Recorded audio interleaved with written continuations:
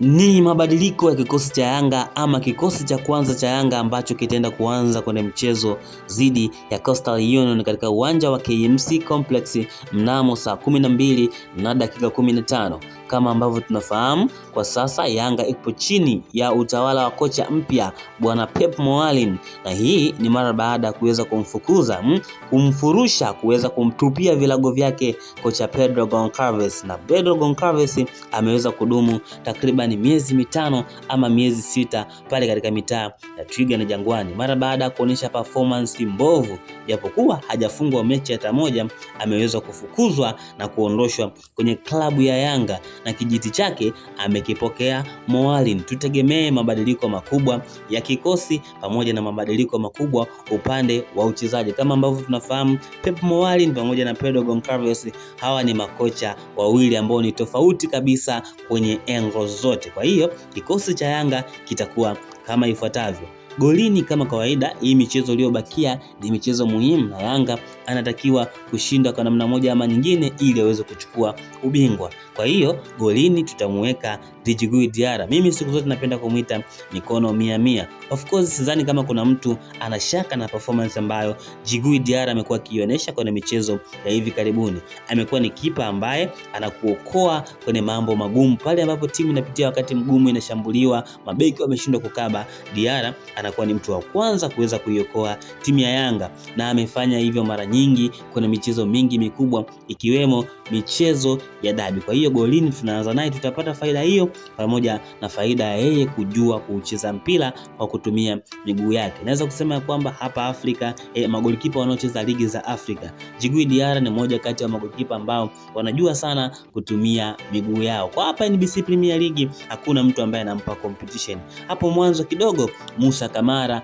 alikuwa anampa competition, lakini kwa sasa sidhani kama kuna mtu ambaye anampa competition Djigui Diarra. Golini atakaa yeye Djigui Diarra, na kwenye safu ya mabeki Pedro Goncalves alikuwa akipenda kutumia mabeki wanne, lakini kama ambavyo tunamfahamu Moalin, tuliweza kumuona KMC, lakini pia tukaweza kumuona kwenye timu ya Yanga mara baada ya kurejea mara ya pili. Ina uhakika falsafa zake hazitobadilika kwa sababu Moalin huwa anapendelea kuanza na mabeki wanne, na mabeki watakuwa kama ifuatavyo.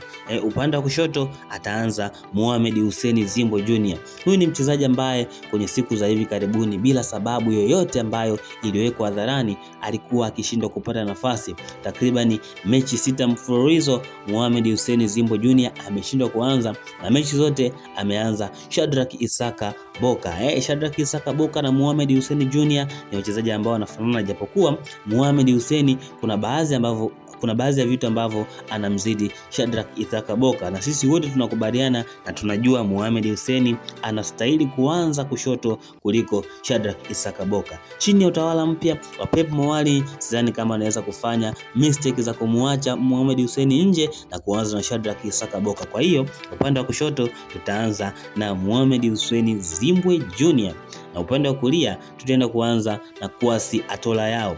Moja kati ya vitu ambavyo viliwauzi watu wengi hususan mashabiki wa Yanga ni kitendo cha kocha wa timu ya Yanga kocha wa zamani wa timu ya Yanga Pedro Goncalves kuweza kumtoa nje Kwasi Atola Yao na kumuingiza Buba Jameni, kisha kumchukua Maxim Pia Nzengeli na kwenda kumpeleka kule pembeni kwenye namba 2.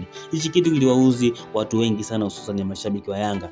Tuliweza kuona kuna ile mechi Kwasi Atola Yao alikuwa ndo anaanza kuchemka, alikuwa ndo anaanza kupiga kazi, lakini kocha akaamua kumtoa. Kwa hiyo upande wa kulia ataanza Pep Moalin kwa uzoefu ambao anao Moalin, kwa ufundi, kwa kipaji cha ukocha ambacho anacho Moalin. Sidhani kama anaweza kufanya vitu ambavyo alikuwa anafanya bwana kocha Pedro Goncalves. Kwa hiyo kule pembeni ataanza Kwasi Atola Yao. Katikati tutaanza na kamanda mwenyewe Ibrahim Abdullah Baka. Japokuwa Ibrahim Abdullah Baka amekuwa ni mchezaji ambaye anacheza vibaya, anacheza bila kujali usalama wa wenzake, lakini of course kiufupi amekuwa ni mchezaji ambaye ana kiwango kizuri na ameisaidia sana timu ya Yanga kwenye maeneo tofauti tofauti. Ni beki ambaye anaweza kupiga pasi, ni beki ambaye anaweza kupiga tackling, ni beki ambao hata mipira ya juu haimsumbui kutokana na kimo ambacho anacho Ibrahim Abdullah Baka. Na beki mwingine ambaye tutaanza naye atakuwa ni Bakari Nondo Mwamnyeto. Tunaanza na Bakari Nondo Mwamnyeto kwa sababu he is a good passer.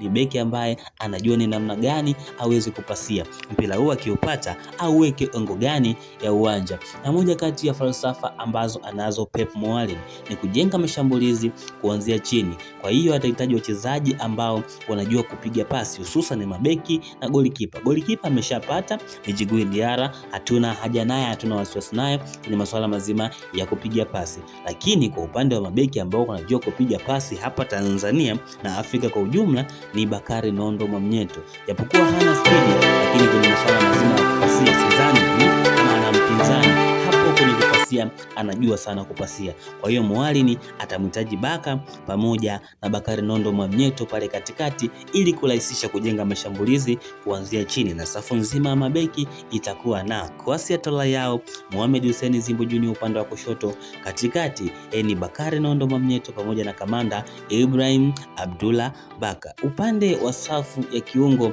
automatiki, Mwalimu amekuwa ni mwalimu ambaye anapendelea kuanza na viungo wawili wakabaji katikati. Kwa hiyo ataanza na Juki Oga Abuya, na mtu mwingine ambaye atakuwa hapo katikati wakisaidiana naye ni Damaro. Damaro ataanza pale katikati, na Damaro ataanza kwa sababu kama ambavyo tunafahamu Mudathir Yahya basi kwa sasa anaitumikia adhabu. Endapo Mudathir Yahya basi angekuwa aitumikia adhabu, basi pale katikati tungeanza na Juki Abuya pamoja na Mudathir Yahya basi kama box to box midfielder. Lakini sasa kwa kuwa anatumikia adhabu pale katikati, tutaanza na Juki Abuya mvunje kuni pamoja na Damaro, Mtanzania kabisa huyu kutokea Singida, naye anapenda sana kuvunja kuni. Tutaanza nao pale katikati ili waweze kuilinda safu ya mabeki, ili tuhakikishe kwamba tunafunga makufuli sisi kama benchi la ufundi la Yanga. Hao ni viungo wawili wakabaji, na kwa utaratibu ambao alikuwa nao Pep Mwalimu huwa anapenda kumtumia kiungo mshambuliaji, na kwenye kiungo mshambuliaji hapa sasa ndo mabadiliko ambapo yanaenda.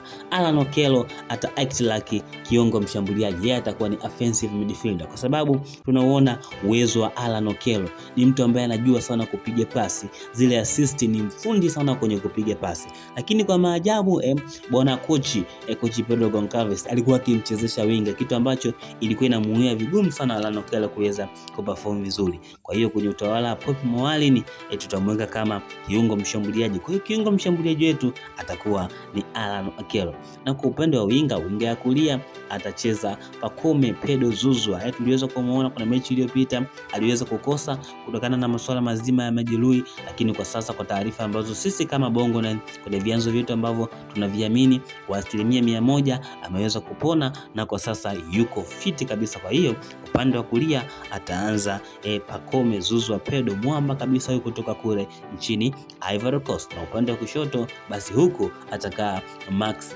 Mpia Nzengeli. Maxi Mpia Nzengeli alikuwa akicheza kiungo, alikuwa akicheza fullback, alikuwa akicheza hovyo kwenye mfumo wa kocha Pedro Goncalves, lakini ujua Pep Mwalimu na uhakika atamrudisha katika eneo lake asilia la winga. Maxi Mpia Nzengeli pembeni upande wa kushoto, kwa sababu anajua kutumia miguu yote, anajua kutumia miguu ya kulia, miguu ya kushoto, atakaa kule. Na tuliweza kuona kuna mechi dhidi ya Simba, mechi ya tano jadi, alitokea upande wa kulia na aliweza kupiga bonge moja la kosi kali kabisa ambalo lilizaa goli ambalo liweza kutiwa kimiani na Prince Dube, mwamba kabisa yuko kutoka kule nchini Zimbabwe. Na kwa upande wa mshambuliaji wa kati ni lazima ataanza Prince Dube. Tunamwanzisha Prince Dube kutokana na fomu ambayo anayo kwa sasa. Amekuwa akicheza vizuri na akifunga magoli, na hivi tunavyozungumza anayeongoza magoli ni Faisal Salum Toto Faila Sufia na magoli 10, na anayemfuatia ni Prince Dube ambaye yeye ana magoli 9 kutokea katika klabu ya Yanga Wananchi, ambao tunazungumzia kikosi chao. Na hicho ndicho kikosi cha kwanza cha Yanga ambacho kitaenda kuanza kwenye mchezo dhidi ya Coastal Union. Na upande wa sabu kuna wachezaji wengi ambao wanaweza kutokea benchi na kwenda kubadilisha hali ya mchezo, akiwemo Aurelien Depu anaweza kuingia na kwenda kubadilisha hali ya mchezo. Hicho ndicho kikosi cha Yanga ambacho kitaenda kuanza kwenye mechi dhidi ya Coastal Union. Kutokea mwanzo mpaka mwisho ulikuwa nami presenter wako siku zote Richmond TZ, new presenter in town. Mpaka wakati mwingine kwenye mambo mazuri kama haya. Bye.